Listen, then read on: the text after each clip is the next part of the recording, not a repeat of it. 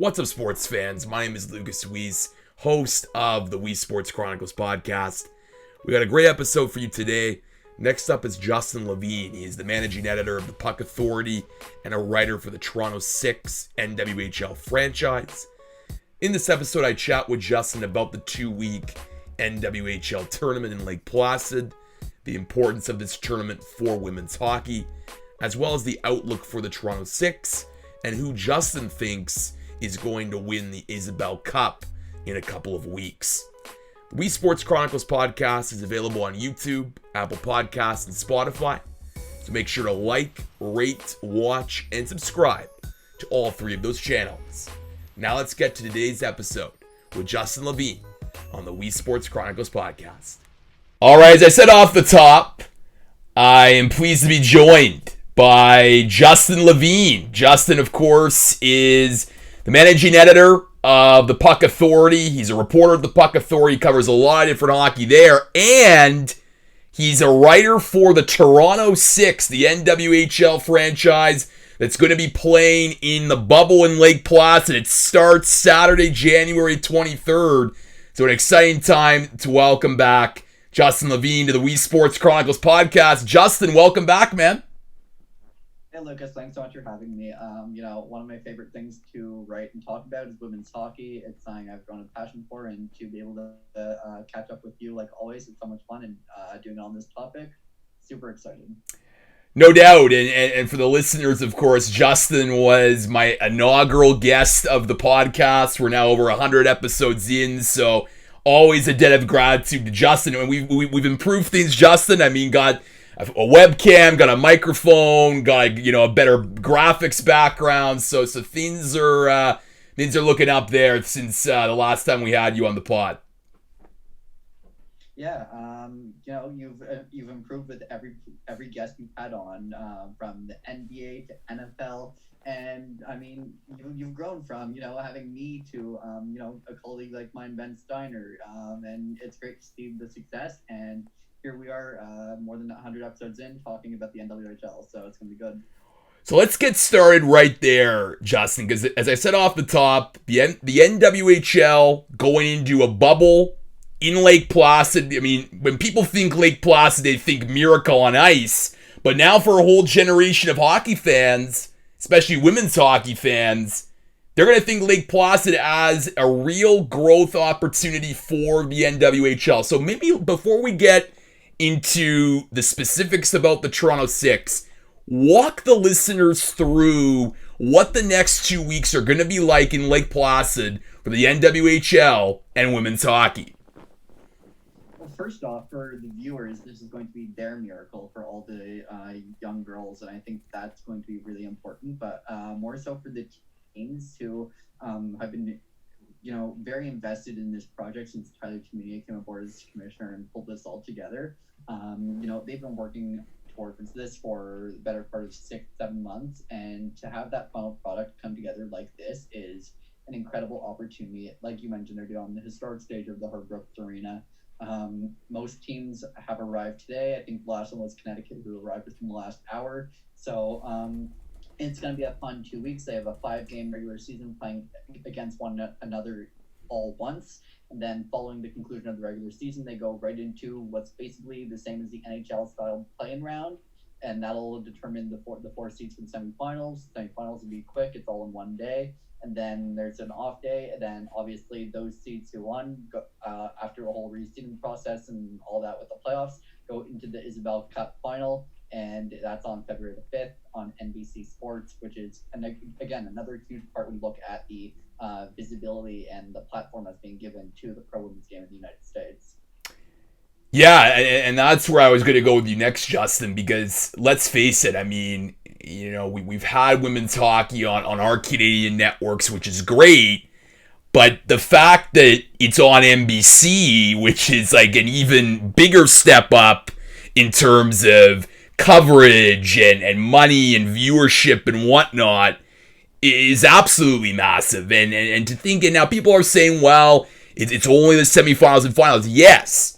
But to have that on that network so early on in this league, I think it's just a great opportunity for women's hockey. And like you said, to get the visibility up, because I think that's what's so important with women's sports is like the more times it's on your television screen, the more people are talking about it, writing about it, reporting on it. You're just going to bring newer fans to the game.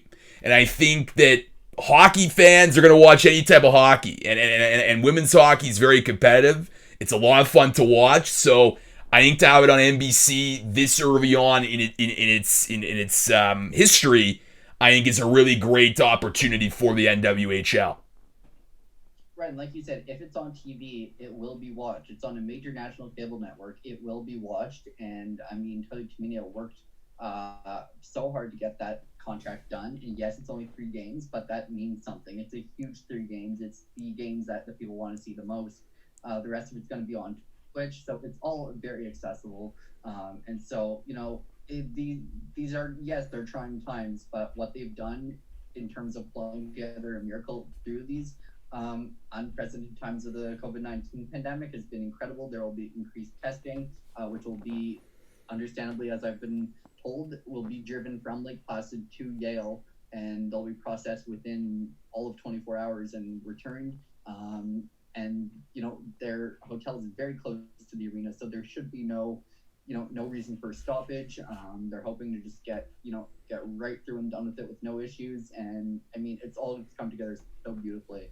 And seeing the final parts of it come together last couple of days with sponsorship deals, players arriving to free goodies. That's again, the sign of support from those sponsors with their products is absolutely incredible. So it's going to be a really fun 2 weeks.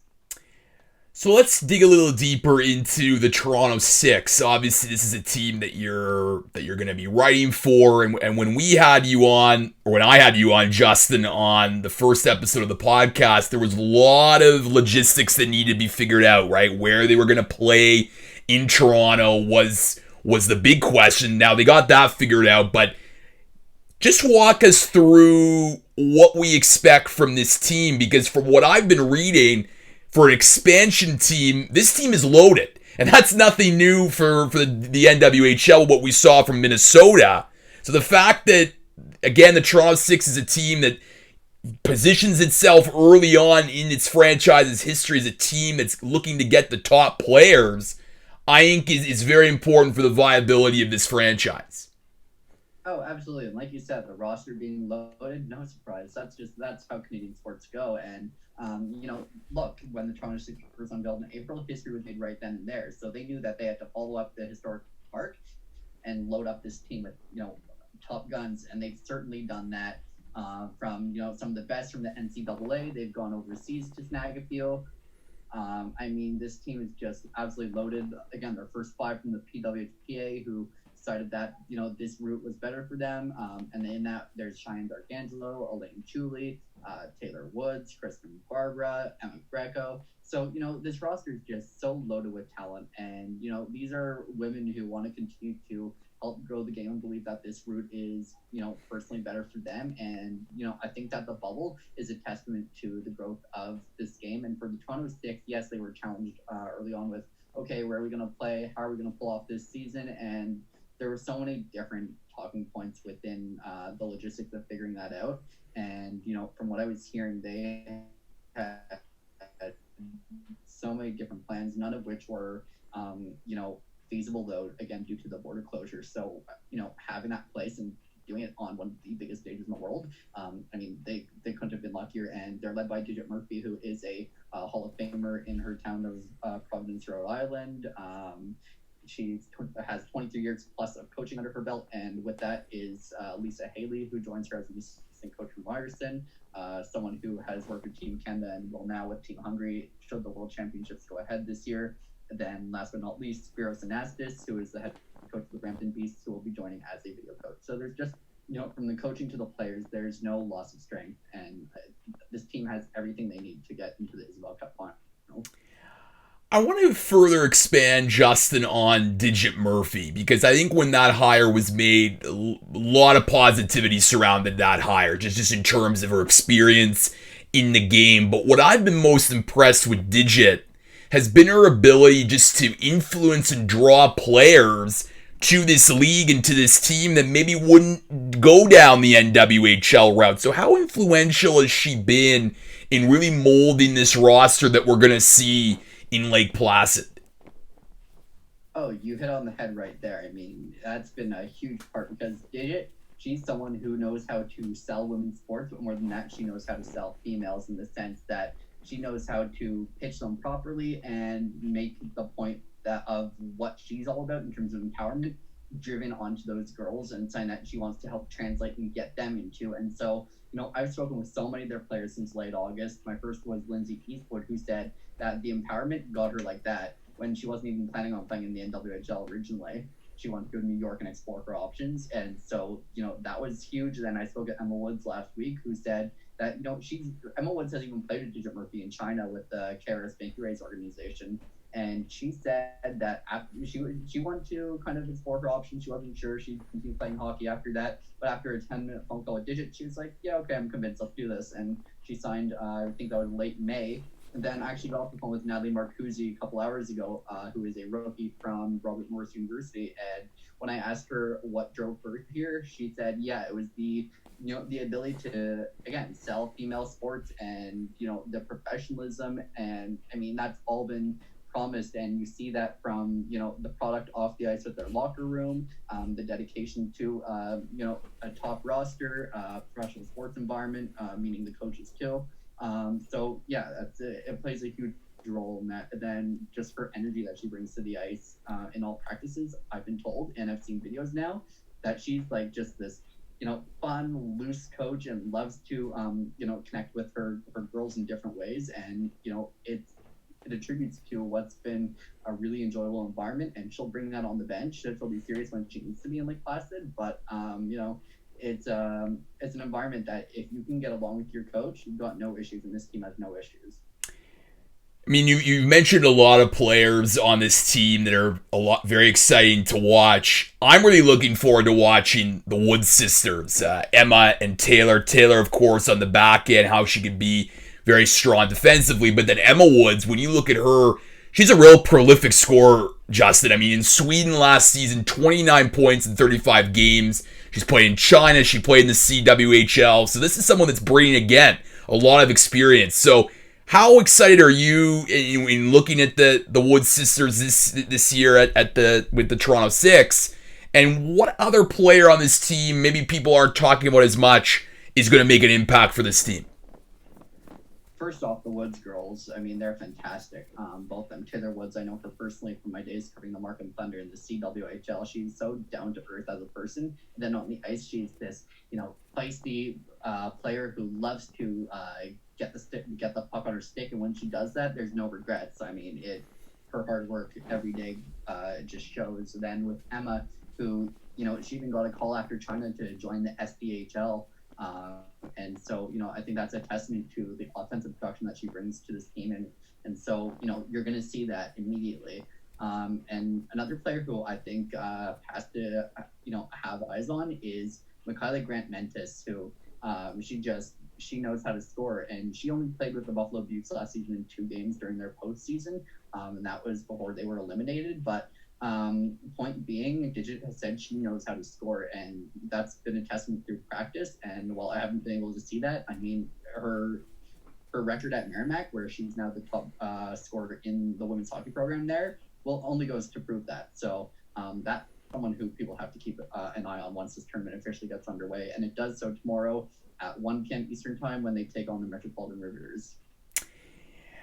Obviously, Justin, I've had a lot of reporters, journalists on this show, and I'm just always fascinated to sort of see them navigate through covering sports in these Zoom times, right? In a pandemic time, in a bubble. Obviously, most of the professional sports that have done bubbles, Zoom is the way to go. It's the most easy, efficient way. Is that the same for you here? I mean, I know you're not in Lake Placid, just for the listeners to know, but are you going to be doing a lot of Zoom interviews with players, calling them on the phone? Like, how accessible has the NWHL been for the media for this event in the Lake Placid bubble? Great question. So a couple teams did hold media days over Zoom prior to leaving for Lake Placid the last couple of days. Connecticut and Buffalo among that list. And the coaches and players are understandably very accessible from what I've been told. I spoke with the GM of the Buttes yesterday, and they're going to continue to do press conferences in Lake Placid, much like the Toronto Six, who will be accessible after games. So, for me, connecting with them, I'm going to have absolutely no issues at all. I'll be doing phone calls as I've been doing the last couple of days for stories. Again, the press conferences. So there's no lack of access to the media, which I think is a really big thing, especially because they're marketing this as a professional event, as it rightfully should be. So, it's incredible how they've done this, and they're working on the final logistics. They're having trouble with internet today, as I was told, but they're sorting that out, because you're not going to pull this off perfectly without bumps in the road getting to it. But once they figure it out, no issues will be had. So I'm looking forward to this, and I can't wait for it to get started. Yeah, and I think your point is very valid, and I think that anytime you pull off these events, I've been impressed for the most part just how a lot of sports teams, leagues have just navigated this, because they haven't had a playbook. No one was prepared in terms of how to deal with a pandemic and trying to replicate the media landscape. Obviously, you ideally in person is preferred, but we're in a pandemic right now, and obviously this is, you have to adjust, and this is how you have to be. But I just think too, from what I've seen on social media and the coverage around this event, it's just a great opportunity for content creators to really maybe try different things and figure out, covering it like you would an NHL game. Again, it goes back to just getting more people talking about it, engaging with it. And I just think the more that you see it on social media, you're just going to be automatically attracted to it, being like, hey, what are we doing here? What is this? I'm really interested in it. I'm going to go watch it. So I think it's a great opportunity as well for not just yourself, but many other content creators to be able to get your content out there, and also for the teams to really try unique things in terms of generating positive content around the event. Absolutely. You're going to see that not only with Toronto, but the Buffalo Buttes, who are doing a similar thing as I'm doing with the Six. And then, you see the content creators at the Ice Garden, the Victory Crest, etc. Everyone's going to be, I don't know if the right word's challenged, because, you're different times and it's all being done over Zoom. So it's certainly a different way, but the access is going to be, once they figure out internet connection, it's going to be just fine. So I don't think that's going to be much of a holdback, and I think we're going to see some great stories, and not just the form of recaps, but telling stories directly from the ice and what these players are enduring and experiencing. I think that's so important. You kind of get into the mind of the player and what they're actually seeing. And what I really like about women's sports, especially women's hockey, is I think there's this history of men's sports where they don't realize how privileged they are for the stage that they're on. And so when they talk with the media, they're kind of, I'm going to put this lightly, they're kind of, almost dull sometimes, but the women, they're not. They're always willing to talk with the media because they want that exposure, because they're not there yet. And so that's such a big thing. They will talk to you for as long as you want, and they don't mind it. And that's where you get the stories, and that's where you get the behind the scenes info that you don't know about this player. And so even talking today with Marcuzzi and last week with Woods, I really learned that they're so willing, and they could talk for an hour or more if they really wanted to. So I think that's really special, and that's going to be a big takeaway from this bubble, is especially with the press conferences. As long as there's no cutoff point for the conferences to end, they're just going to talk until they're told, let's go to dinner or whatever, and that means concluding conferences. So something really special about this whole event, and the access is going to be a big part of that. Before I let you go, Justin, obviously there's more than just the Toronto Six, the team you're covering. There's a lot of different teams, and I think one of the interesting storylines here is the Boston Pride. And obviously, when you think of they were setting the stage for a rematch with the Minnesota Whitecaps in the final, then it was postponed, then canceled. Are we on a collision course for those two teams meeting for the Isobel Cup, or do you think a team in the mix in the NWHL could surprise and knock off those two powerhouse teams? Well, Boston, Minnesota are set to face off in a rematch of what should have been the final in Game 1. So that's going to be really entertaining. But to answer your question, Connecticut, they signed 6 draft picks, and 5 of them are going to be there, I believe. So that can certainly knock everyone off their course, especially because, this is a team that has completely rebolstered their roster from goaltenders to forwards to everything. And their front office having been rebolstered, and then their head coach Colton Orr, who wasn't there all of last season to take part in Battle of the Blades here in Toronto, will actually be there for the entire 2 weeks. And you need your coach to be there. There has to be consistency and chemistry. It all has to connect. And if it doesn't connect, you're a broken team. And because of that, Connecticut ended with a 2-20-2 record, and that's understandably painful. So this is a team that has obviously the chance to make it deep into the playoffs, and then right alongside them, the Toronto Six with a roster as strong as I've ever seen it. So super excited to see the final product once it hits the ice tomorrow. Justin Levine is the managing editor of the Puck Authority. He's also a writer for the Toronto Six. Of course, the NWHL is getting underway Saturday, January 23rd. You can follow Justin. He's going to provide a lot of great coverage throughout this event. Of course, the final for the NWHL, the Isobel Cup on Friday, February 5th. So make sure to tune in there. Justin, thank you so much again. It's always a pleasure to chat with you on the Weesports Chronicles podcast. Lucas, thank you so much. Appreciate it.